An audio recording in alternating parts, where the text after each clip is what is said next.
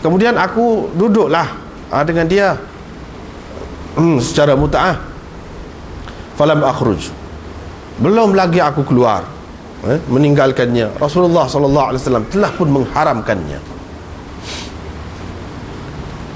Dengan sanadnya Imam Muslim meriwayatkan sama juga tadi dari Rabi' bin Sabrah lagi, pada tahun Mekah serupa tu je.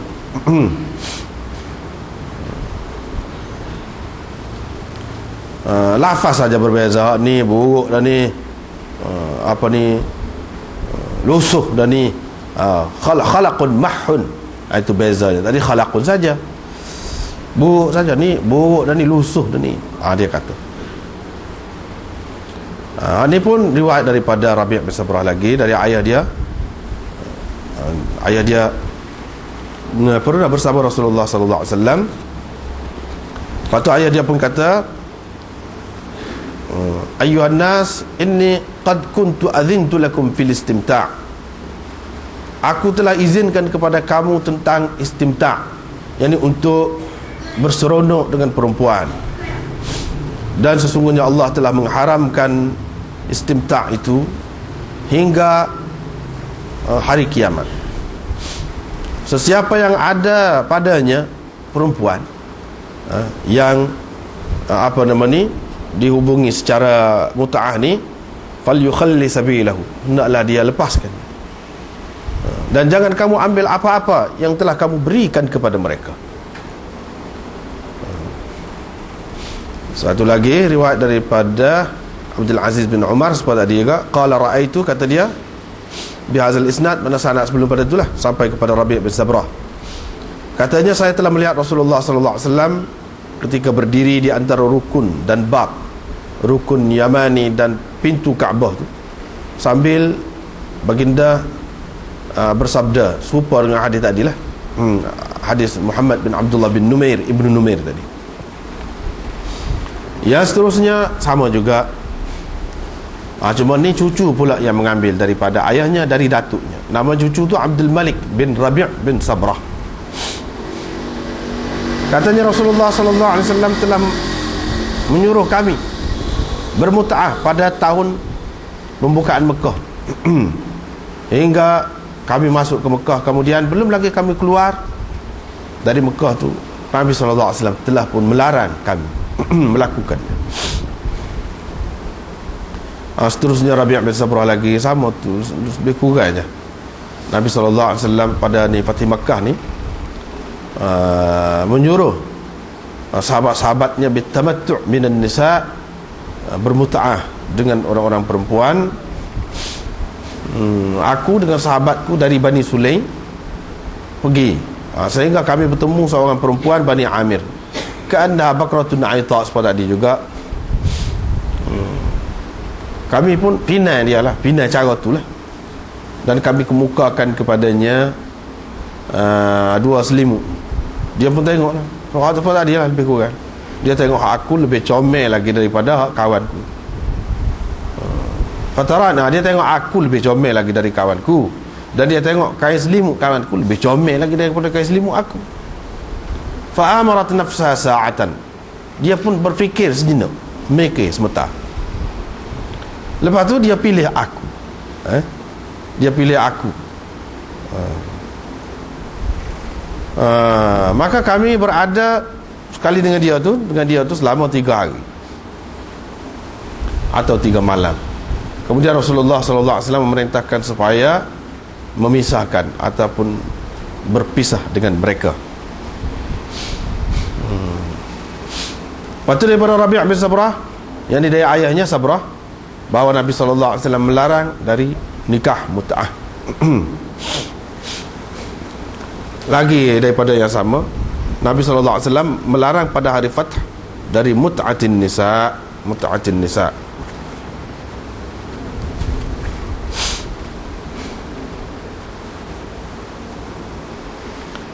Lagi daripada Sabrah lagi, Rabi' bin Sabrah ni, Nabi sallallahu alaihi wasallam melarang mut'ah di zaman Fath, iaitu mut'ah nisa. Ada satu lagi mut'ah haji. Dan ayahnya, kata Rabi', pernah bertamattu' yakni melakukan mut'ah dengan bayaran mas kahwin 2 selimut merah.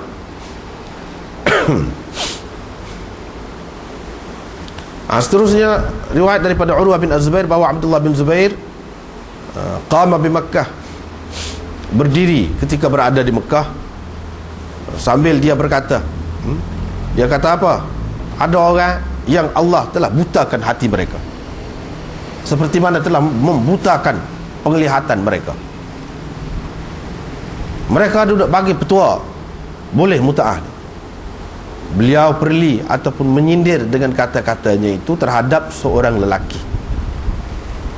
Fanadahu. Selepas itu Abdullah bin Zubair pun memanggil orang itu.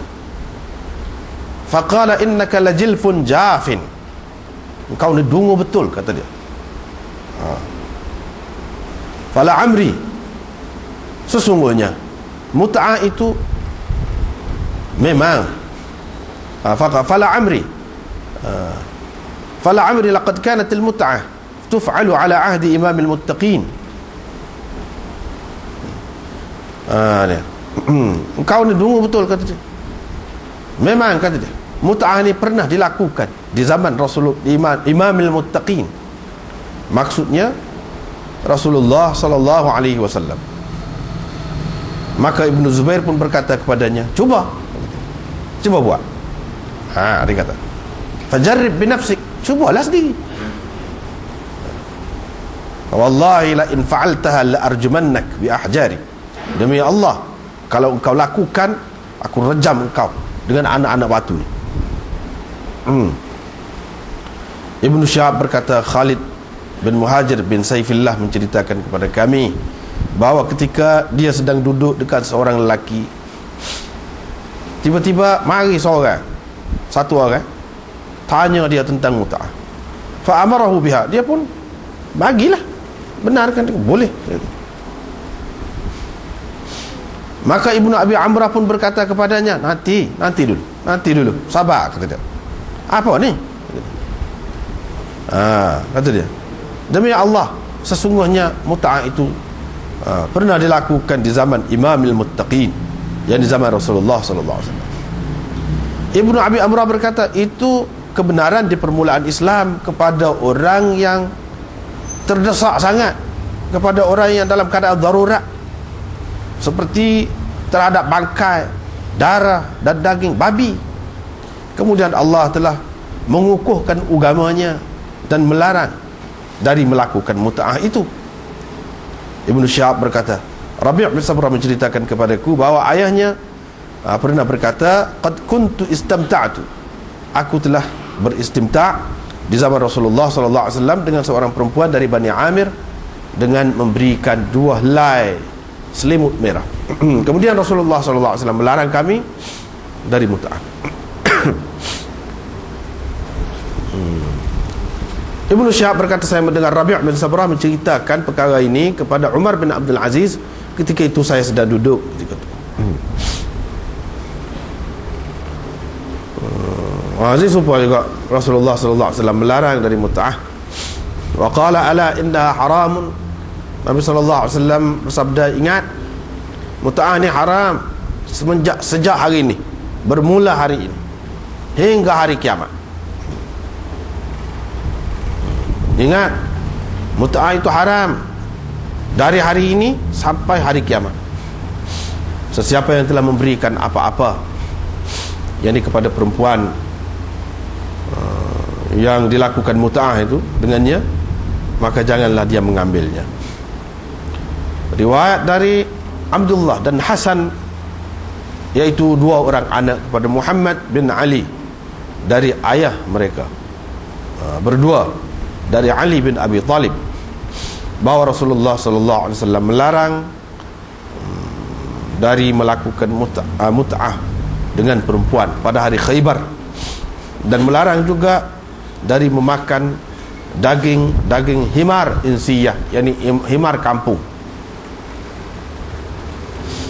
Seterusnya riwayat dari Ali bin Abi Talib, dia pernah berkata kepada fulan, kepada satu orang, engkau ni sesat betul, engkau ni mengarut betul lah.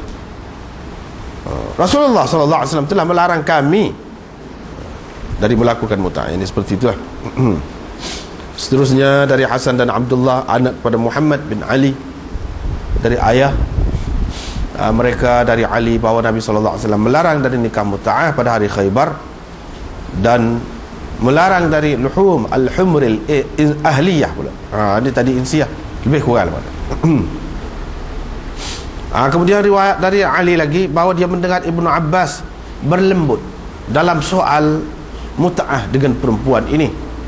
Faqala, Ali berkata, sabar, nanti dulu hai Ibnu Abbas, nanti dulu hai Ibnu Abbas, kata dia, kerana Rasulullah sallallahu alaihi wasallam telah melarang dari mut'ah itu pada hari Khaybar, dan juga dari memakan daging kaldai kampung. Yang satu lagi ni pun macam tu juga. Ali berkata kepada Ibnu Abbas, Rasulullah sallallahu alaihi wasallam melarang dari mut'atun nisa pada hari Khaybar, dan dari memakan daging humur al-insiyah. Itulah banyak kealah hadis ni tentang mut'ah.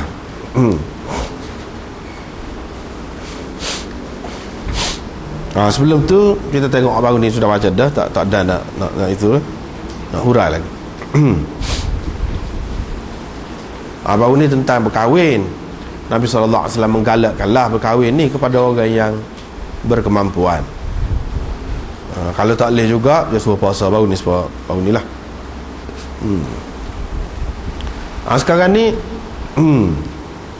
anjuran kepada orang yang nampak ataupun tertengok perempuan, lepas tu timbullah nafsu lah, kita katakan. Timbullah sesuatu dalam dirinya, maksudnya nafsu lah. Macam mana dia nak buat? Di sini diceritakan Nabi SAW sendiri pernah dia duduk sekali dengan sahabat-sahabat dia, tertengok seorang perempuan, dia pun pergi masuk dalam rumah dia. Ketika itu isteri dia Zainab sedang gonyo kulit yang baru disamak. Gonyo tu, lepas tu dia selesaikan hajatnya dengan isterinya itu. Setelah selesai, dia pun keluar pada sahabat. Dia kata lagu ni lah, perempuan itu datang dalam rupa syaitan dan pergi dalam rupa syaitan. Kalau sesiapa di antara kamu terlihat perempuan, yakni jika berlaku begitulah kepadanya, maka hendaklah dia pergi kepada isterinya, mendatangi isterinya, yakni jimuk isterinya. Kerana dengan berbuat begitu akan menghilangkan apa yang ada dalam dirinya. Dua hadis lebih kurang sama. Seterusnya hadis yang ketiga, yang terakhir, iaitu Jabir berkata, saya mendengar Nabi SAW bersabda, kalau sesiapa daripada kamu berkenanlah, tertarik kepada perempuan, sehingga timbul dalam dirinya sesuatu, dalam hatinya sesuatu, dia hendaklah pergi kepada isterinya dan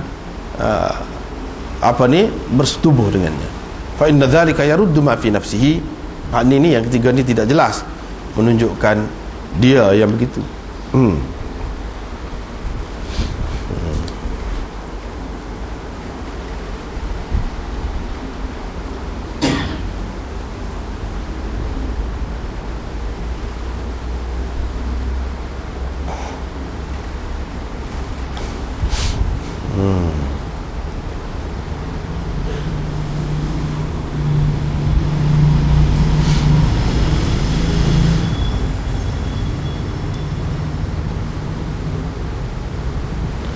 Kita baca Imam Nawawi sikit lah, ujung dia sekali. Dia kata, qala al-ulama innama fa'ala hadha bayanan lahum wa irshadan lima yanbaghi lahum an yaf'aluhu fa'allamahum bifi'lihi